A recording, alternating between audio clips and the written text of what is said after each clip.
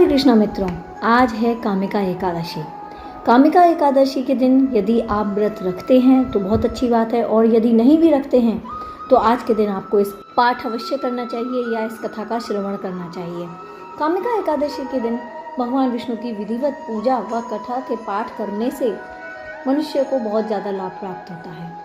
आइए सुनते हैं कामिका एकादशी व्रत की कथा। अर्जुन ने कहा, हे प्रभु, आप मुझे श्रावण माह के कृष्ण पक्ष की एकादशी की कथा सुनाने की कृपा करें। इस एकादशी का नाम क्या है, इसकी विधि क्या है, इसमें किस देवता की पूजा होती है, इसका उपवास करने से मनुष्य को किस फल की प्राप्ति होती है। भगवान श्री कृष्ण ने कहा, हे श्रेष्ठ धनुर्धर, मैं श्रावण माह की पवित्र एकादशी की कथा सुनाता हूँ। ध्यान पूर्वक श्रवण करो। एक बार इस एकादशी की पावन कथा को भीष्म पितामह ने लोकहित के लिए नारद जी से कहा था। एक समय नारद जी ने कहा, हे पितामह, आज मेरी श्रावण के कृष्ण पक्ष की एकादशी की कथा सुनने की इच्छा है, अतः आप इस एकादशी की व्रत का विधान और कथा वर्णन कीजिए। नारद जी की इच्छानुसार भीष्म पितामह ने कहा, हे नारद, आपने बहुत ही सुंदर प्रश्न किया है। अब आप बहुत ध्यानपूर्वक इसे श्रवण कीजिए। श्रावण माह के कृष्ण पक्ष की एकादशी का नाम है कामिका एकादशी। इसकी कथा के श्रवण मात्र से ही वाजपेयी यज्ञ के फल की प्राप्ति होती है। कामिका एकादशी के उपवास में शंख चक्र गदाधारी भगवान विष्णु का पूजन किया जाता है। जो मनुष्य इस एकादशी को धूप दीप नैवेद्य आदि से भगवान विष्णु की पूजा करते हैं, उन्हें गंगा स्नान के समान ही उत्तम फल प्राप्त होता है। सूर्य ग्रहण और चंद्र ग्रहण में केदार और कुरुक्षेत्र में स्नान करने से जिस पुण्य फल की प्राप्ति होती है, वह पुण्य कामिका एकादशी के दिन भगवान विष्णु की भक्तिपूर्वक पूजा करने से प्राप्त हो जाता है। भगवान विष्णु की श्रावण माह में भक्तिपूर्वक पूजा करने का फल समुद्र तथा वन सहित पृथ्वी दान करने के फल से भी अधिक होता है। व्यतिपात में गंडकी नदी में स्नान करने से जो फल प्राप्त होता है, वह फल भगवान विष्णु की पूजा करने से मिल जाता है।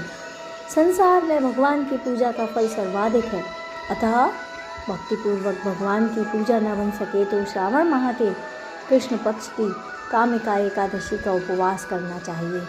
आभूषणों से युक्त बछड़ा सहित गोदान करने से जो फल प्राप्त होता है, वह कामिका एकादशी के उपवास से ही प्राप्त हो जाता है।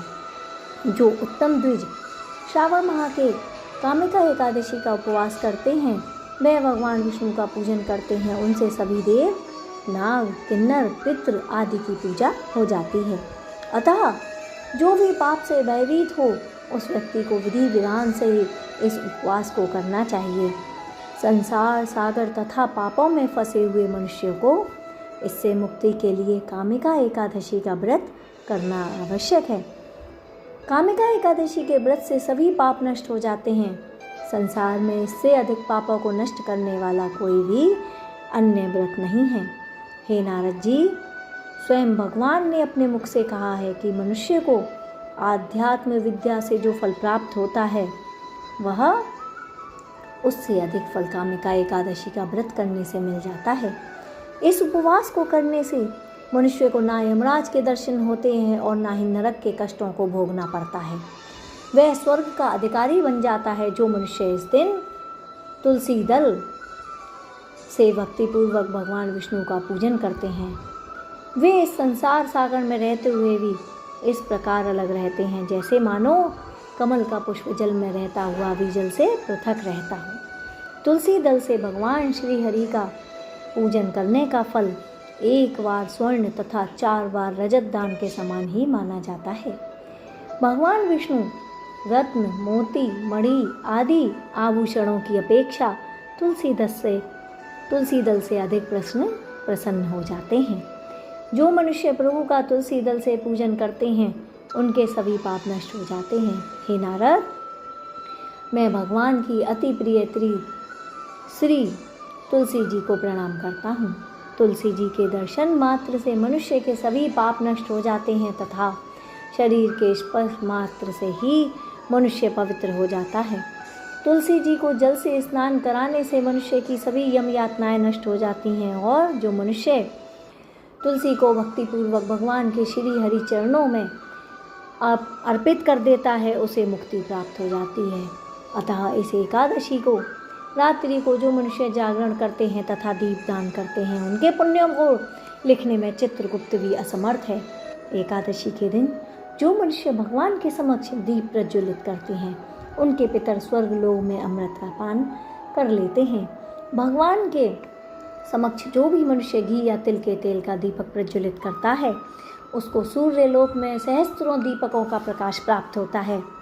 इस व्रत को करने से प्रत्येक मनुष्य को सभी पापों से मुक्ति मिलती है। इसके कारण ही ब्रह्म हत्या आदि के सभी पाप भी नष्ट हो जाते हैं। तो छोटे मोटे पापों की तो क्या ही कहने, इस लोक में वह व्यक्ति सभी सुखों को भोग कर अंत में विष्णु लोक को जाता है। इस कामिका एकादशी के महात्म्य के श्रवण व पठन से मनुष्य स्वर्ग लोक को प्राप्त करते हैं। भगवान श्री हरि सर्वोपरि हैं, वे अपने भक्तों की निश्चल भक्ति से सहज ही प्रसन्न हो जाते हैं। तुलसी जी भगवान विष्णु की अति प्रिया हैं।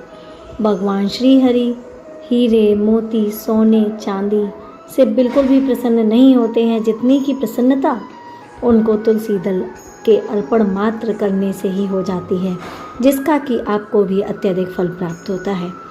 बोलिए श्री हरि विष्णु की जय। कामिका एकादशी व्रत की आपको हार्दिक शुभकामनाएं।